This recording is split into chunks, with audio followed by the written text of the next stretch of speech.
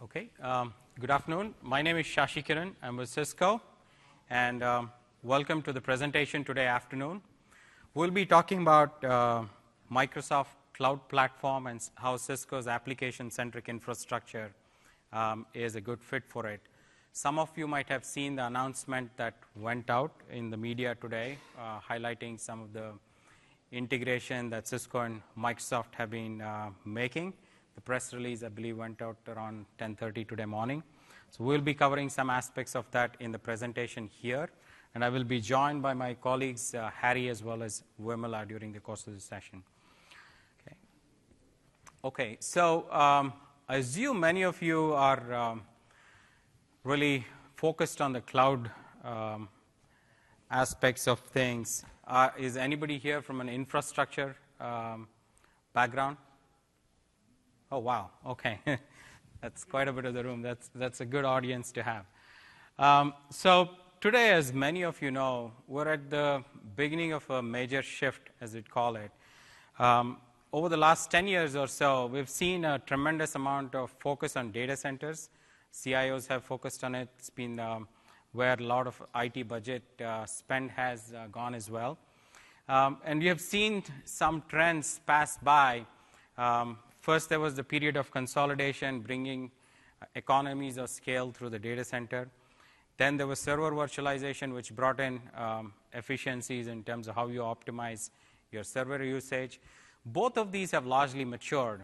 And today, where we are is really focusing on how do we tackle the problem of moving virtual machines? How do we tackle the problem of operational complexity? How do we tackle the problem of shifting to the mode of anything as a service? Because most organizations are in the mode where they're looking at either private cloud deployments, and obviously it's not all private cloud. You're looking at some aspects of it getting into public cloud, and so the notion of hybrid clouds becomes all the more important. So it is in this dynamic that we're in, where on one hand, the data center cloud environments need to be simpler. We're looking at standardized building blocks as also where you can move fast, because it's all about how do you manage change and disruption. So the focus of this presentation is really looking at how we at Cisco are helping navigate this, along with the partnership that we have with Microsoft. Over the last few years, this partnership has grown and continues to thrive. There's been a fair bit of executive engagement between Cisco as well as Microsoft. That photo is of Satya just before he became he became the CEO of Microsoft, and it's also before John Chambers announced that he was stepping down as the CEO of Cisco. So it's a moment in time. But outside of the executive engagement, there's been a lot of ground-up integration between products in the portfolio. Some of the things that have really come together is the way that Microsoft solutions have come on board with Cisco's UCS server portfolio. More recently, it's with this application-centric infrastructure. Today, we also announced our cloud services router, CSR 1000V, that's getting integrated with the Azure platform. Likewise, we also have solutions that look at hybrid clouds. How do you straddle public and private, bring consistency? That's the intercloud strategy, the network of many clouds that Cisco has. And all of these are sort of backed up by tested solutions, or CVDs, or Cisco validated designs, as we call them, which serve as blueprints for customers to go deploy them. Now, before I get into ACI, which is really the focus of today's presentation, I wanted to touch base on a couple of things that might be pertinent for you, especially if you're exploring this world of many clouds. First of all, from a Cisco perspective, our goal is to ensure that there is freedom of choice, that there is no vendor lock-in when it comes to choosing a cloud model. And what this means is you have the options of going down the path of building your own, or buying a service, or looking at it in on-prem or in a intercloud environment. The modes of operations could change as well. It could be operated by your own IT department. It could be brought in as an on-demand private cloud or as a hosted private cloud. and the ownership, whether it is you or whether it's through some sort of a partner that you get some of these services from, there again, there is the choice element that comes in. What we are promising, and this is really where Cisco is executing, is you could go down the path of a traditional data center, or you could look at an enterprise private cloud. And what we're allowing is the ability to go choose any public cloud of your choice and really make sure that the local area network in your data center sort of extends to your public cloud environment almost transparently. If you're into moving workloads, you can do it in a very secure way, as if it's a single pane of glass, adhering to all your compliance requirements across any hypervisors, and have the benefits of unified workload management. So this is something we call as the Cisco Intercloud Fabric, which basically extends your data center network into a public, private, hybrid cloud environment, and allows you to treat it as one secure environment. We will be talking about this even when we touch upon the concepts of ACI. Now, with regards to the Microsoft Cloud Platform, I guess most of you are familiar with this. Significant presence on the demo floor. And what we are looking at here is amongst the components of Windows Azure Pack 2.0, which gives you the single pane of glass definition, creation, management of cloud services, System Center Virtual Machine Manager, which gives you the ability to centrally manage the virtual networks, as well as Hyper-V virtualization. We're integrating into Hyper-V, we're integrating into Azure Pack. All of these give you the ability to really virtualize your network traffic and bring in through gateways the ability to straddle the physical and virtual workloads. Now, as we go down this path, just imagine a day in the life of a typical IT organization. We've seen lines of business leaders come in and ask for new services to be instantiated. They want their apps to run faster. They want the experience to be better. What we've also seen is data points which look at almost 40 to 50% of IT budget spent outside of the traditional IT organization, the so-called shadow IT, because traditionally IT becomes too slow to move to some of these changes. Requirements that come in, they're passed off to maybe the cloud administrator who's looking at really allowing for self-service provisioning to occur, setting up tenants, portals, and things like that. Or it could be a security officer coming in asking for secure multi-tenancy, saying, hey, this application mandates this sort of security. These workloads need to adhere to a HIPAA or PCI compliance. And everybody wants to move fast, right? And so from an infrastructure perspective, traditionally we have been down the path of sort of manual box-by-box configuration. Over the last few years, these have slowly started to shift down the path of automation. We're in a position to orchestrate. But still, it's a process where the infrastructure team needs to reconcile with the changes that are coming in from all of these owners across the organization.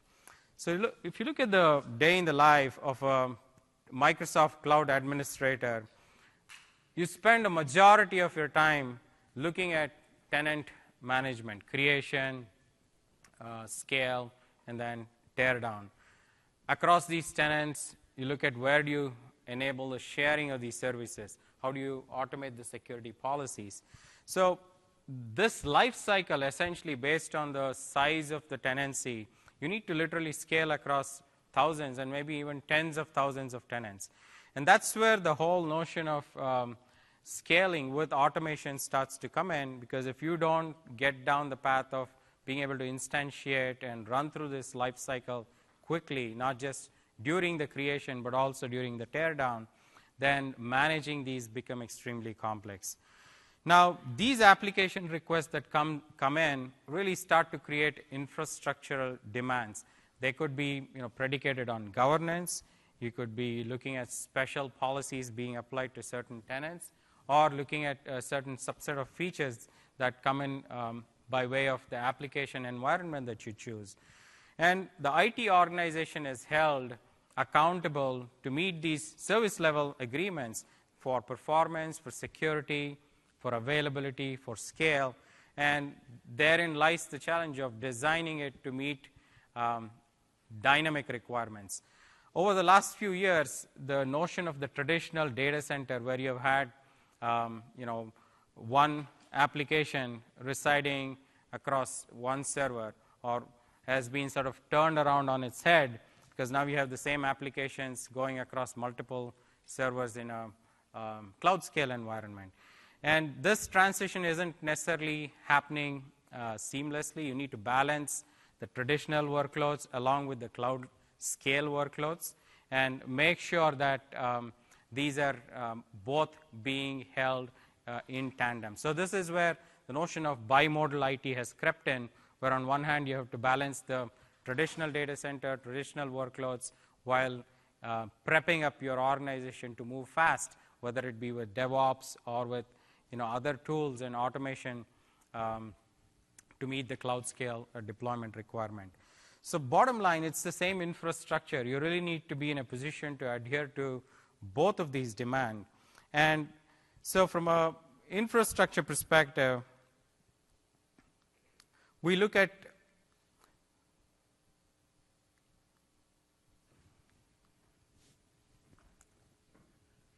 the day in the life of the infrastructure team. So again, here, some of you might be from compute, some of you might be looking at network, some security.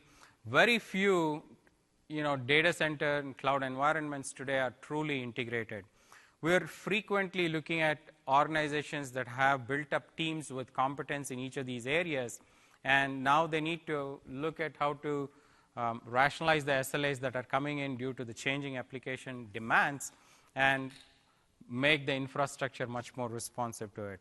So this is where, on one hand, you have to pass across the organizational silos, look at process efficiencies, but also map what the infrastructure can do to the different application tiers. So that's the complexity as viewed from an infrastructure team perspective. Now, what we're looking at is really being in a position to explore different models. One of the models that has been shared out there in the industry is one of a software overlay.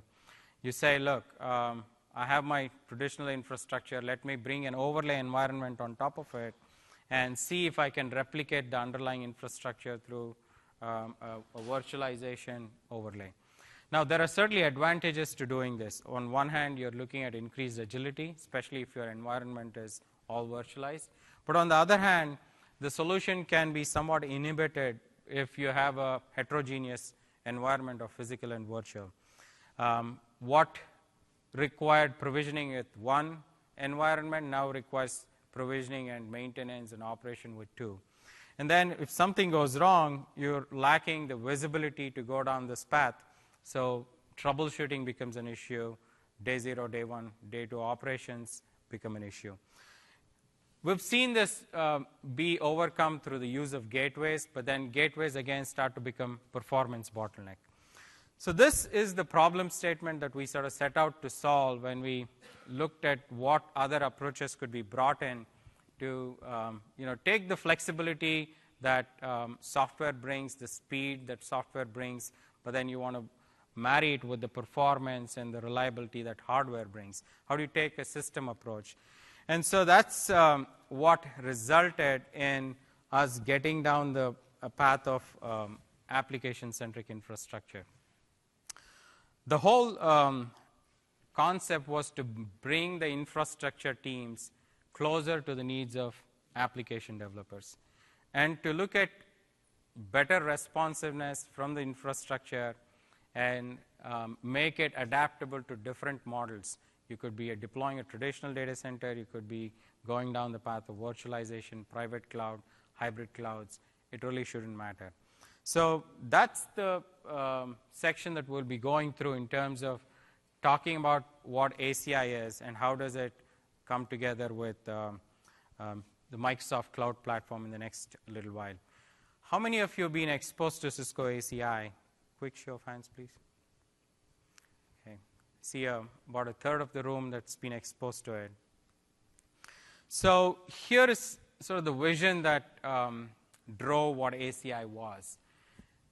Assume your infrastructure is heterogeneous. It could be physical, virtual, networks. It could be compute, layer 4 through 7 services that you bring in, again, physical or virtual, storage, and also looking at data center interconnects as well as a cloud-based environment. Today, you cannot mandate that an application needs to reside only in a particular rack or in a particular data center or in a particular cloud. You are assuming that applications move, and as they move, whatever SLAs you want to provide to those applications, whatever security policies you want to make them adhere to, should be consistent. As these move, as data applications move, the policies associated with them, the treatment that you accord to them needs to be consistent regardless of location. So that's the ACI vision, to really make the infrastructure much more responsive to the needs of applications, regardless of whether it's physical infrastructure or virtual infrastructure, regardless of whether it's on-premise or in the cloud, and to do so with the ability to scale fully without compromising security and while having full visibility into where and when something goes wrong. Make sense? So that's kind of the vision, and it's also being backed up by the ability to say where the problem is at a tenant level or at an application level. So that's the path we're progressing towards very quickly. A lot of it is already stood up. It's deployable today. These are the three foundational elements of this architecture today, and it will continue to evolve. From a network perspective, a lot of this runs on Cisco's Nexus 9000 switches. This is a new breed of switching family that was introduced about a year ago, and very optimized for 40 gig and for driving the transition from 10 to 40 gig. The second piece is an application-centric policy model. For those of you that are familiar with what goes on with Cisco UCS, we took a template-driven approach there, and those templates could be converted service profiles, policies, and then you could drive those policies at scale across tens of hundreds of nodes.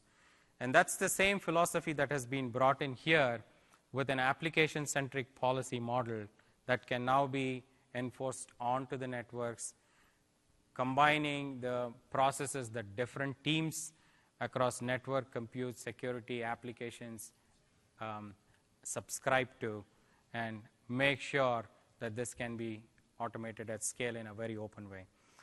And the third is, this is really predicated on a foundation of openness.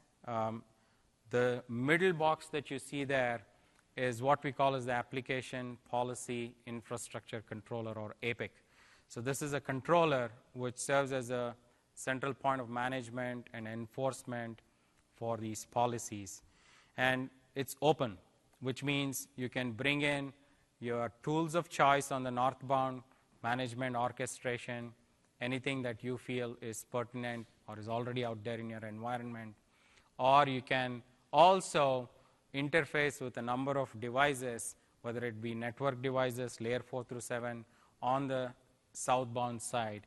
And the result of this is an industry-leading ecosystem. So today, if you go look up the solution, you will see almost 35 different ecosystem partners that have subscribed to this and are committing to this policy model, and many of them are competing with Cisco.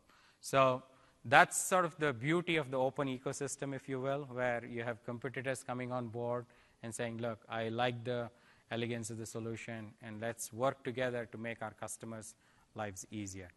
So these are, sort of three foundational elements, and you don't necessarily need to go down the path of a policy model if you don't want to. If you're using Puppet, Chef, Microsoft automation tools, looking at DevOps environments, It allows you to go down that path of directly leveraging the programmability of that infrastructure. At the same time, as I mentioned, because of the open nature of the APIs, if you want to choose to go down the path of a policy model, it allows you to go there as well. So many in web scale environments just want network programmability automation, so the operating system access. That's really one option, especially in DevOps organization. The second one here that we're talking about is around this application policy.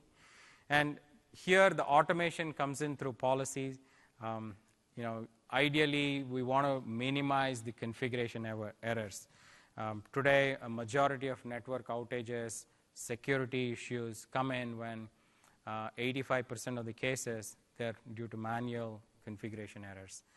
You don't want that to be automated, right? So automation comes in with a lot of checks and balances, but once you are good with that template-driven model, once you're good with that policy, it allows you to scale in a very significant accelerated manner. It's applicable to physical, virtual, container models, no issues there. The endpoints are all normalized. You can have any endpoint that you want, and that will be treated the same in the system. As far as the system is concerned, it's homogeneous. So the third is I talked about the openness and the security pieces. We'll do a bit of a deep dive into that. But these are the basic tenets of how the application policy infrastructure controller functions. And if you have a deployment environment where you have heterogeneous workloads, then it becomes very easy for you to go and look at it any way that you want as pertinent to your environment. And last week, it won the Best of Interop award in the SDN category as well.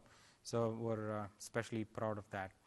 So the main thing here is, again, based on the kind of applications that you're being asked to run or you have in your environment, bare metal or virtualized, it can augment, enhance, or replace anything that you have out there. So the operative word here is choice. You could be looking at bare metal high-performance workloads.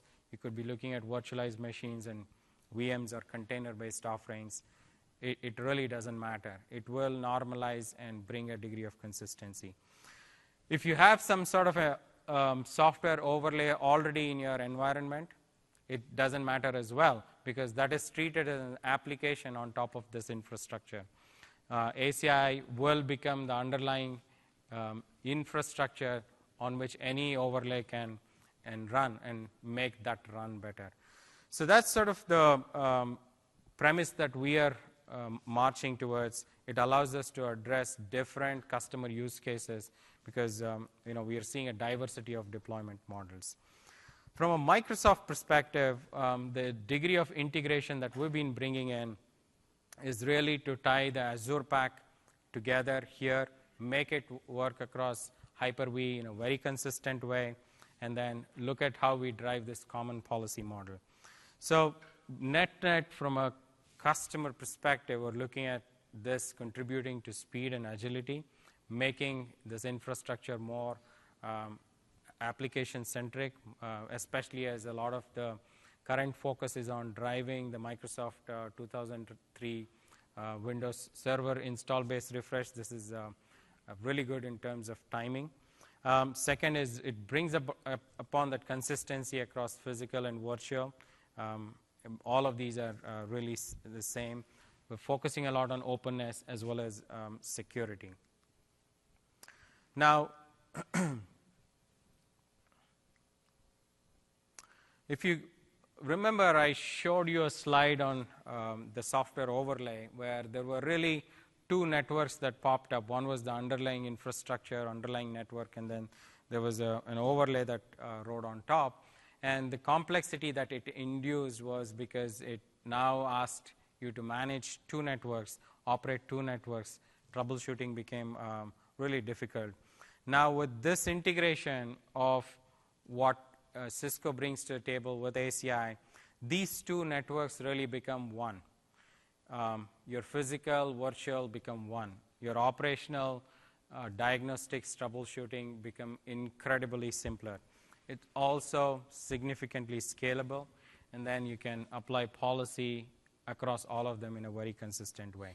So that's where this starts to adopt more of a systems approach, where you can bring in not just the networks, not just the physical and virtual workload integrated into this, but also layer 4 through 7 devices, security brought into this, and then still have the system scale out as if it was one fabric.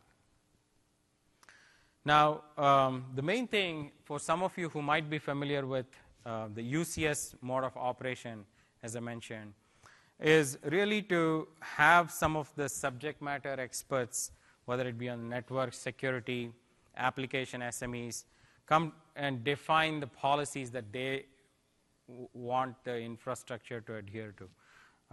They are good. You don't want the network guy maybe defining all of the security policies. You may not want to have your server admin look at the network configurations. Bring the SME that is best suited, have them define that policy. Then what we do is have these create a template-driven approach, and this is very, very analogous to how things work in the UCS environment, where they create the service profiles here. These templates now get into application network profiles. And then this policy is pushed out across the infrastructure at large. So it's configure it once, replicate many times, and then scale as you go. You want to make changes. Changes are happening on the fly as well. When new policy is instantiated, it's again detected automatically, applied automatically. So the speed at which you can react to application demands, speed at which you can react to new business models, these start to significantly become much more faster. So as we go down this path, here is a brief sort of simulation in terms of how we're bringing that out with Cisco ACI as well as Microsoft Hyper-V workflow integration. You can take your application policy, push that into the APIC. Then for those of you who are familiar with the networking, VLAN, MAC addresses, these can all be configured, mapped onto endpoint groups. You want to create virtual machine networks, that gets done. The VMs get instantiated. And then this fabric follows a spine leaf topology, where a lot of the leaves lead how quickly they can attach to these policy changes, and they detect virtual machine moves and automatically reconfigure and apply. So the endpoint, if it moves, the move is transparent, the policy gets carried with it. It's automatically detected where the endpoint is. It's automatically detected what policy was defined for it. So the manual intervention here becomes very minimal. And this is what we have brought in with Hyper-V today. So here are a few examples of how you can go and envision the whole ACI environment at work with a Microsoft Cloud Platform. So first of all, one of the things, especially for those of you who are looking at infrastructure here in the audience, is getting visibility into what the topology is. We'll get into some aspects of it when we look at the demos. But what this actually allows you to do is have a view of the entire topologies. What device is connected to what? This is a spine leaf configuration, as I mentioned. So all of the connectivity details are automatically derived and shown. So when you go down and click on this, you have visibility into your entire spine leaf topology. The second is there is a health score that you can use to really visualize the state of your network and get into the mode of predicting when something might go wrong rather than getting into a mode of fixing it when it does. So the health scores are looking at what is the health score of your pod, it could be at a tenant level, it could be an application, network, port. So there are different tiers at which you can define these health scores and give weightage to how you want the score to be in your environment. And once you have defined that, the system automatically polls that and gives you a weighted health score, which allows you to sort of run these diagnostics in a very proactive way. You know when something's clogged, when something's not working, or when something's good. And again, if there is a trouble, you know where the trouble is not. Because sometimes we run into these black hole issues when the application's performing suboptimally. The blame comes on to the network or the infrastructure teams, and you just don't know where the problem is. The act of troubleshooting it takes a while. So this brings in a huge amount of simplicity in terms of how you can look at health scores proactively, but also troubleshoot it by domain and based on how you've isolated it.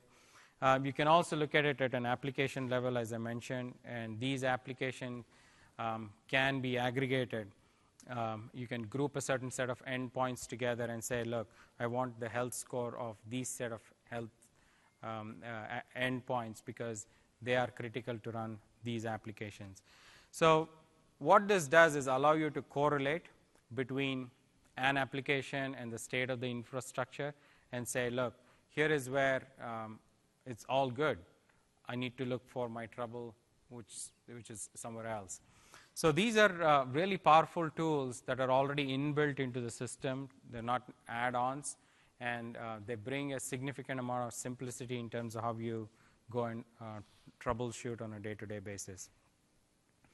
And speaking of troubleshooting, again, as I mentioned, you can bring in load balancers. You can bring in security devices, virtual or physical.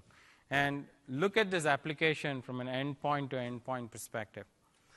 You could have an application behind a firewall or a load balancer, which is having performance issues. And these could be virtual, these could be moving.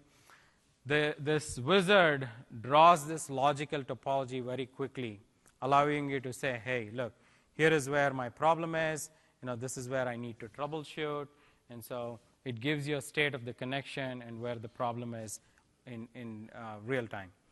The same thing, if you want to go down the path of troubleshooting again, from an endpoint to a problem that may exist outside. Sometimes the problem is not within your own domain. It could be connectivity issues that are happening outside of the organization. So again, these techniques help you to go isolate where the faults are and says, look, your data center environment is all good. It's the outside environment that's having issues. Packet drops are coming on the WAN interface of that router. That's causing your application to perform slowly. So net-net, if you start to look at the fact that we've brought in openness, we've brought in an element of security, we've brought in the ability to roll things out faster, automate it through policy, and then diagnose where the faults lie with health scores as well as the ability to detect what's going wrong. You map that to the application lifecycle. It's not all about how quickly can you get an application stood up. It's also how quickly can you troubleshoot when something goes wrong. And that's where we see this process, from the time a service request comes in to the time that the application is available, up and running. It starts to shrink very rapidly due to the automation that's getting brought in, due to the common policy model that allows different groups to collaborate and then really dissolve some of the silos that we see in traditional IT organization.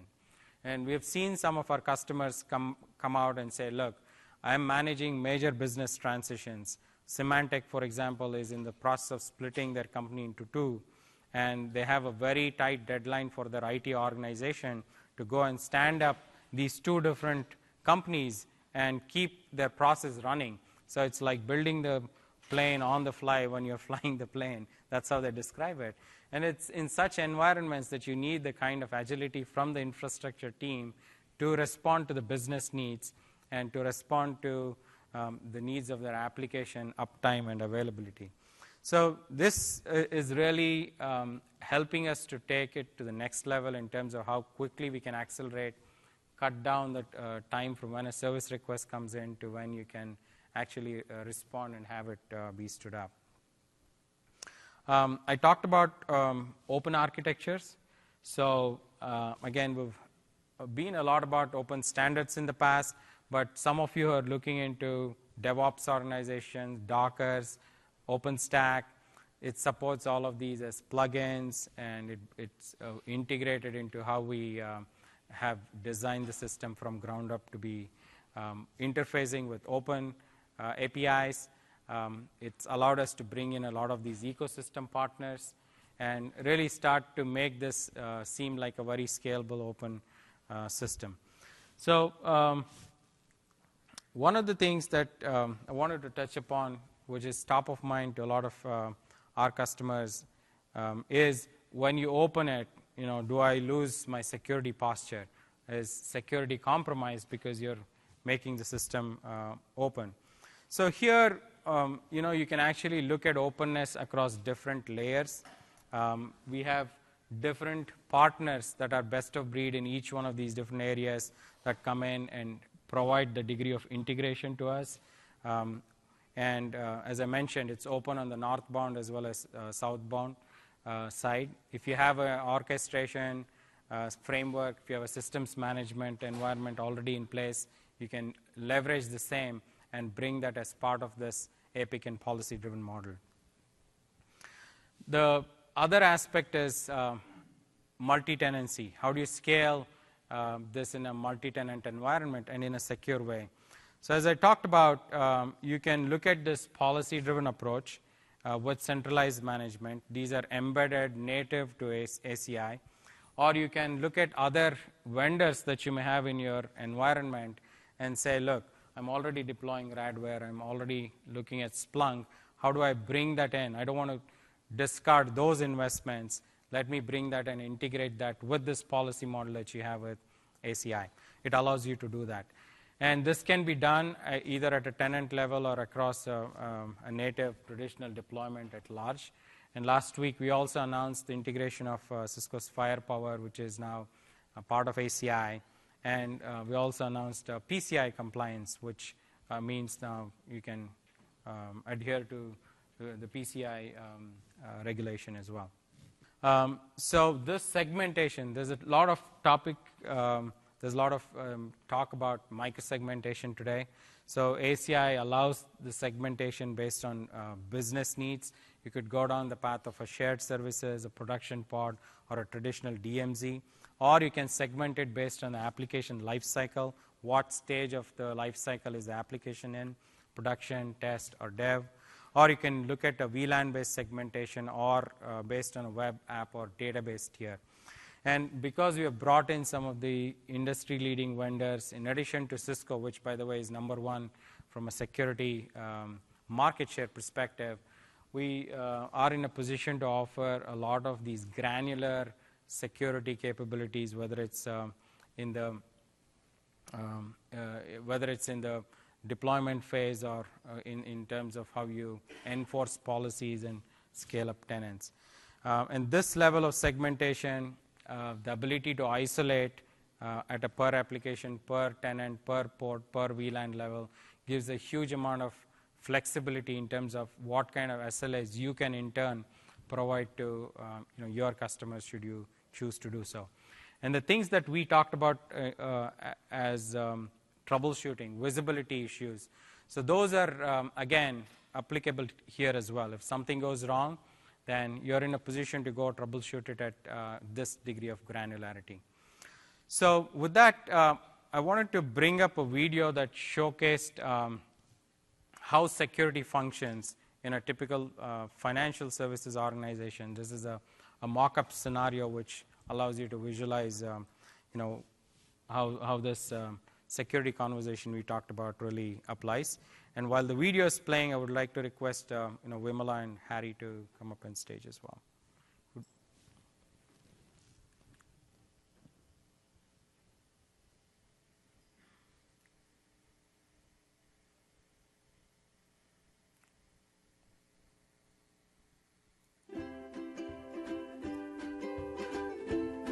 Hey guys, we just acquired 2 competitors. We need to consolidate data centers and bring their apps into our cloud pronto. Later. Whoa, good thing you were here to hear that, Diffie. Hey, I'm not doing security anymore. Someone else needs to reconfigure firewalls, IPS systems, network ACLs, and provide segmentation across these new app environments, and that is a huge effort. Yeah, but you configured most of the security on our infrastructure. But now our infrastructure is cloud-based, where any tenant or workload can be assigned to any resource. That requires logically segmenting all these new apps, which is a huge effort. Diffie's right. Now we have to secure and isolate individual workloads and tenants running simultaneously on the same shared resources. Oh, what a nightmare. That makes security a bajillion times more complex. Yeah, good luck with that. No worries. It would have been tough before. But now that we're using ACI, we can rely on its micro-segmentation features and automated configuration across all security devices to accomplish this. We just assign the security policy requirements we need for each workload. Auditable PCI compliance here to protect transactions and customer data. Intrusion prevention there. Tenant isolation over there. And voila! Every resource in the infrastructure is automatically configured with the security required for every workload. Wait, it's that simple, even though each application has unique security requirements? Yep. Plus, we can leverage Cisco's next-generation IPS, firepower, to apply industry-leading security intelligence and threat prevention. Wow, that's about 100 miles north of awesome. Dang, it's that easy? I wish I were still on the security team. Yeah, ACI's automated security and Cisco micro-segmentation definitely has its benefits.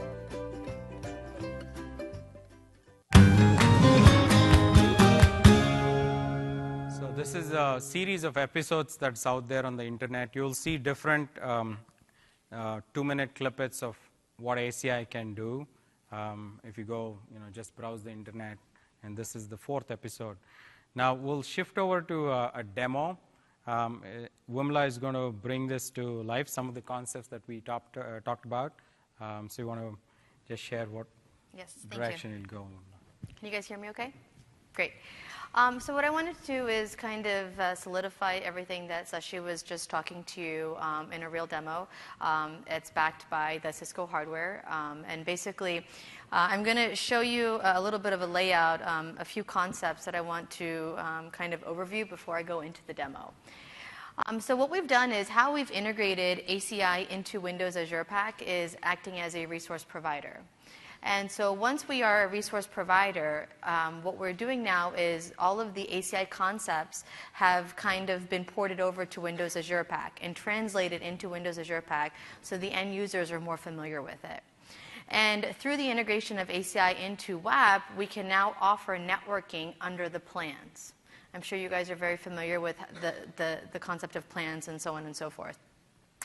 And so what we enable now is the WAP admins to create network as a service for their tenants. So they can now offer differentiated offerings.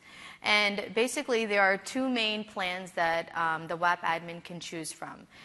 One is called the shared network plan, and the other one is called the tenant private plan. And the use case for the shared infrastructure would be a tenant who wants to manage their application and doesn't really care about their IP address scheme or their subnet.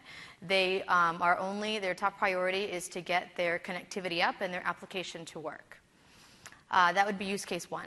So for a tenant private plan, the use case would be they want that plus more. They want parts of their application to be controlled by them from an IP address scheme. So they can bring in their own address space. They can define their own subnet. Okay? So both of these plans, the WAP admin has basic services that they offer to the paying tenants. These include the networks. These include, and networks are essentially a way for them to isolate the different application tiers. They've got firewall rules that they can create to enable communication between these different networks. And they can also have public internet access. So these are kind of the basic offerings that they get right out of the box in both plans. Now, the WAP admin can upsell these plans and offer premium services, so kind of add an added cost to their tenants by adding services like load balancer, so load balancer as a service. As Sashi mentioned, we have a huge ecosystem of partners, and a lot of them are the L4 through 7 partners. Specifically, even for load balancers, you're looking at companies like F5 and Citrix load balancers. So we support the physical or the virtual form factors that connect into the ACI fabric, and we port that functionality and that service over to the tenants. So tenants can now consume a load balancer as a service. Another concept is shared services. So this is something that is native to ACI, and we are bringing it over to Windows Azure Pack. And basically what we're doing here is we've got this provider-consumer type of relationship that we are establishing.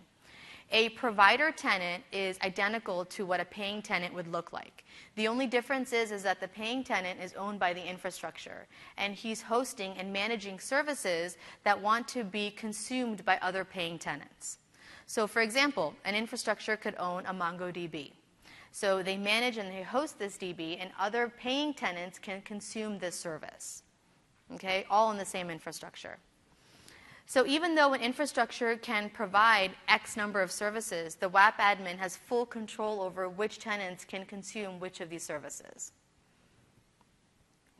Okay, and then finally you have the private address space. So if you're part of a tenant private plan, then you automatically have that functionality offered to you as well. So these are all considered premium services that the admin or the WAP admin can upsell. So pictorially, what does it look like? You could see on the shared network, we've got an example of 2 tenants, a finance tenant and a dev test tenant, that are managing their own application tiers.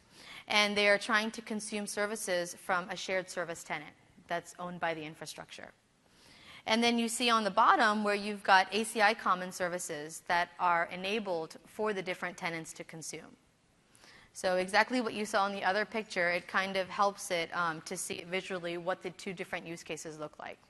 And then you can see on the other side, the tenant private network, how the finance tenant is defining their own subnet, as well as the dev test tenant is providing their own subnet. And there's address overlap, and ACI natively provides this isolation and security between the different tenants.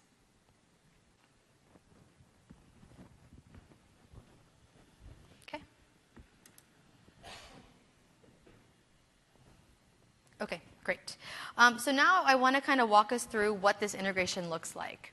I'm going to show you 3 different windows. The first one is the admin portal for Windows Azure Pack.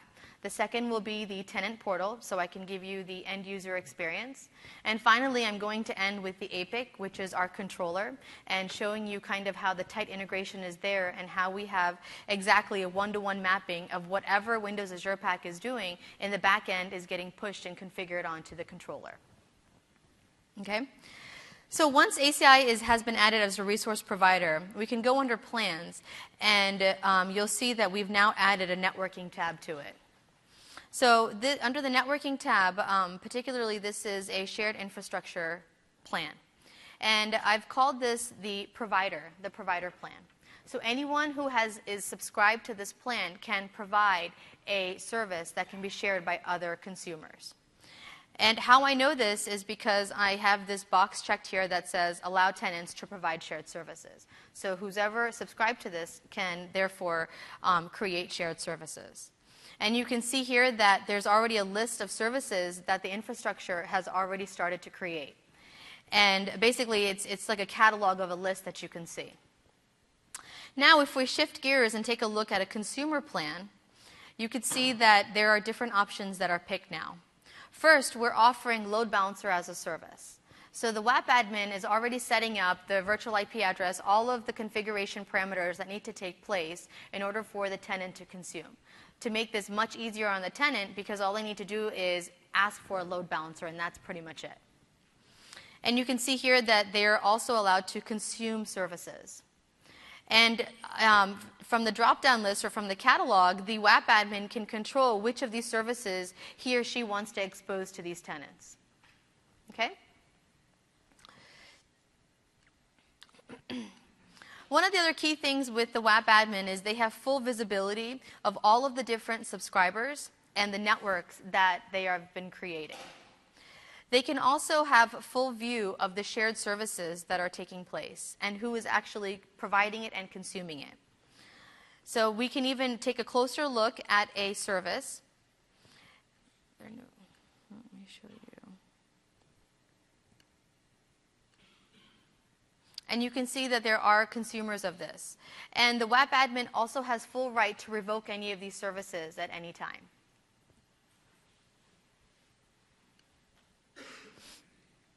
So moving over to the end user experience on the tenant portal. We've added a network Cisco tab to the tenant portal, and essentially these are all the tool sets that are available for the paying tenant to consume. So first and foremost, they have the ability to create different networks, and you can see I've already created a web and an application tier. And you can create as many networks as you want. This is really to emulate the application tiers that you're looking at. You can then go in and, if this particular tenant has compute allowed in their plans, they can go ahead and create different virtual machines. And on top of that, what they're actually doing is they're attaching the particular network that they just created to the appropriate VM. So this is kind of how they're talking to SCVMM in the background. So this is where the attachment point comes in between the VM network and the virtual machine itself. So once this attachment has taken place, under our ACI Virtual Machines tab, we can identify the name of the device and the IP address that it's been assigned to. So this is a shared infrastructure, which means that the infrastructure is providing the IP addresses to all these different devices. So these VMs come up. It's great. The tenant gets to see what the IP addresses are of these different VMs and what network it's been attached to. And then the next thing this tenant would like to do is create firewall rules or security rules to enable communication between the different tiers. So as you can see, we've got no firewall rules here. Adding any of these components is very simple. It's all under the ACI tab. We could simply go under the ACI firewall, choose between the two networks that we want this firewall rule to take place. And we can input a protocol number to allow communication. And essentially what we've done is we've enabled ICMP communication between the different tiers. Okay? The next thing this tenant wants to do is add a load balancer. Okay? Now if I check my load balancing, I have no configurations that have taken place. So I can go under ACI load balancer, and I get to pick which network I want the load balancer to take effect in. So I essentially want my web tier to be load balanced, and I want it to be for port 80 TCP. So once I do this, what's nice is that the VIP gets assigned to you. We automatically detect all the back-end servers that need to be load balanced for you. So you don't need to go back and add configurations to it. So that's essentially adding a load balancer from a tenant's perspective. Finally, we have the shared services. So already I'm consuming an NFS service from the infrastructure, but I want to consume more. So I'm going to go ahead and go into my ACI shared services. And I have the option of picking which network I want to consume these services from. So there's quite a bit of independence that the tenant has to control where communication should come and go from. So I want the app tier to consume a MongoDB. So you can see that I only see 2 services that are exposed because this was managed by the WAP admin. And I want to include a shared DB on there. So I simply say OK to that. And you can now see that we have another service that's consumed. So even though I didn't create a database tier, I want to consume it from the infrastructure. And this ACI Fabric allows me to do that.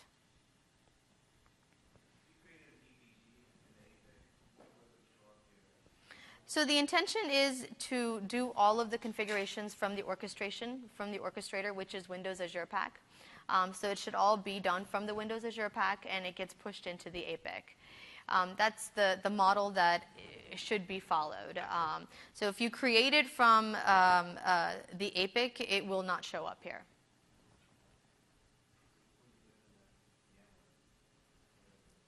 It's in VMware? Yes. So basically, the same thing happens here too on Windows Azure Pack. When we create a network, that network shows up in SCVMM as a VM network. So it's the same thing. It's the same, yeah.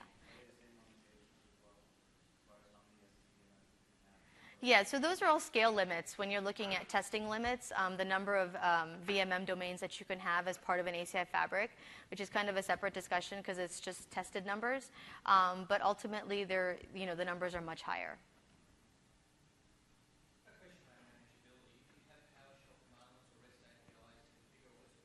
Correct. You can do PowerShell if you choose to do so, or you can go into the GUI itself and do it the way that I did it. So all the options are still there for you. So if you're familiar with ACI, the concepts of EPGs, the concepts of contracts, they're all ported over here. But instead of calling it that, we call them networks, and we call them firewall rules now. So I see people that are throwing out ACI terms, which is nice because then you can see the kind of the one-to-one mapping that we're trying to do.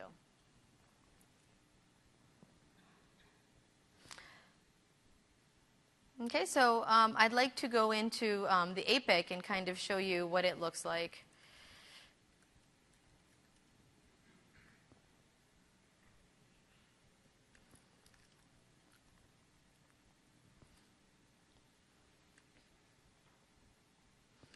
So as Sashi had mentioned, health scores is a very important part of the ACI fabric because it gives us a quick visibility of the health of the network. And it's important to remember that the ACI fabric is considered to be a stateless fabric. So we expect heterogeneous devices to connect into it, whether it's multi-hypervisor, whatever vendor of choice, as well as bare metal devices. So what's nice is that you've got the stateless fabric and different devices are connecting into it. But particularly, all of the configurations that were pushed down from Windows Azure Pack are also showing up here. So this is the particular tenant that we had just looked at. And you can see that we've got their tenant-specific view. You can look at their health scores according to the different applications, as well as with the different networks that were created. And we can also, look into the different EPGs, or networks in this case, and we can identify all of the different virtual machines that have connected into this network. So even though, in the back, in the orchestrator, we're using their GUI and whatever the tenant is familiar with, the network admin has a one-to-one visibility exactly as to what's happening.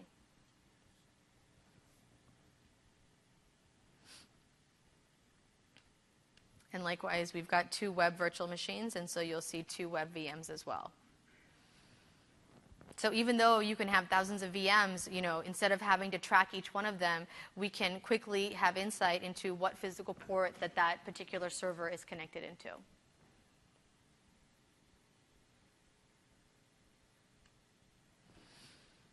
Any other questions?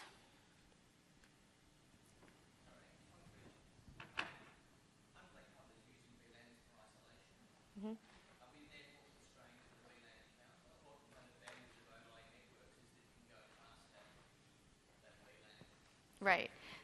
Right, and that's a good question. So VLAN is really not something that means the same thing that it used to mean in traditional networking. For ACI, VLAN is just locally significant, and we just use it for the encapsulation between the end server and the port, and that's it.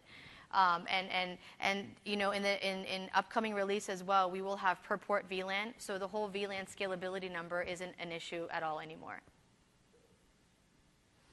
So we actually also have a booth downstairs under the Cisco, and basically it's the same thing. And if you guys want to take a quicker or a closer look at it, you can get a look and feel, and we're all there, so you can always stop by and ask some more questions if you'd like to.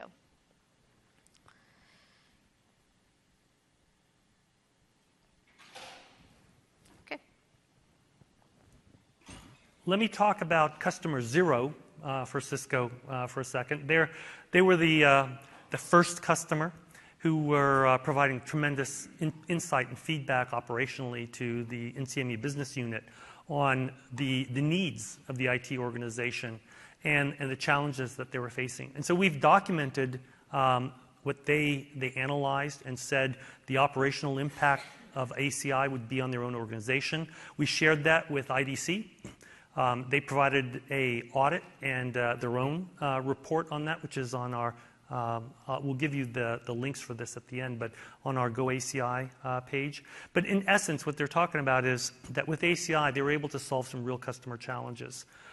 They are achieving greater business agility. They had taken in server virtualization. They'd virtualized their storage. The last hurdle that they needed to overcome was the rigidity and fragility of their networks, and they wanted to automate that and do that with this policy-centric model. So basically, 58% reduction in network provisioning time. It's a real number. The CapEx expenditures associated with this infrastructure, 25% reduction in their CapEx. They also found that their management time associated with managing the network infrastructure, it's less complex. With that single pane of glass, you're able to get that visibility on both the virtual domain and the physical. And so 21% reduction in management costs. One of the benefits also of this power efficient infrastructure is reduction in power and cooling costs, which are real dollars, of course, in your IT organization. And finally, because of the way the fabric operates, there aren't servers that are squirreled away in some part of your infrastructure that perhaps you can't fully utilize, can't get to. So all of the compute and storage infrastructure is accessible, and this greater efficiency translate into maybe a small percentage, 10 to 20%, but it's a lot of dollars actually in compute and storage optimization. So when you kind of roll up all the numbers and look what happened with Cisco IT, and this is what that list of customers is looking for themselves. With existing infrastructure, right? It's not just about CapEx. With the OpEx unoptimized, you have a number. And through optimization, through virtualization, they were able to achieve savings overall in their existing infrastructure before they adopted ACI. But when they rolled in ACI, they got an additional 41% savings in the OpEx. And oftentimes with customers, what we're finding is that OpEx number is dominated now by the software, the headcount numbers, and these costs for the people in the organizations to do that manual box-by-box configuration.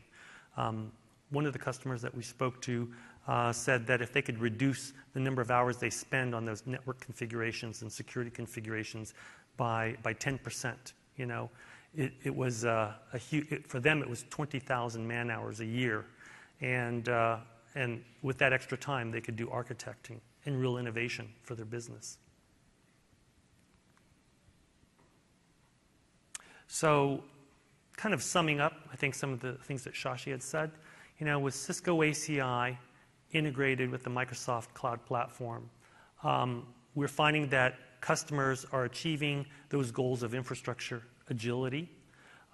They're getting that consistency of control across the physical and the virtual, that consistency of visibility in terms of supporting day 2 operations, troubleshooting and the like. And also they have this consistent policy framework so the teams can actually work together. It's all built on open architectures, so you can enhance, extend, customize the infrastructure through the RESTful APIs and work with the open ecosystem and bring in a complete management platform and a complete suite of network services from best-of-breed partners. And with security, you get this automation and programmability. And through that whitelist model that Shashi was talking about also, it's a narrower scope of compliance that you have to look at for a given application or a tenant, because only that domain is basically what you have to audit, and that you've said this part is being connected. So compliance is easier as well, and the security task is simplified, and it also is enforced through all the changes that are going on dynamically in the data center.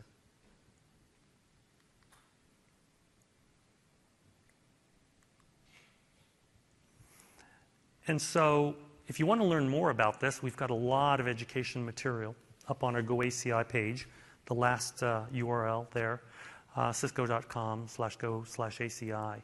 There are white papers, there are short one-pagers, but also analyst notes. You can learn more about the policy model. So a lot of technical information for you. You will find the solution brief about ACI, SCVMM, and WAP, and that'll give you a handy reference on how all of this works, a couple of pages of prose. And there are also links where you can find the video demos on the Cisco ACI channel on YouTube. You'll find earlier version of Vimla's demo as well.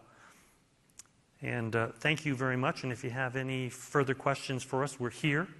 And we hope that we can see all of you come to visit us in San Diego at Cisco Live, where we'll be talking a lot about networking.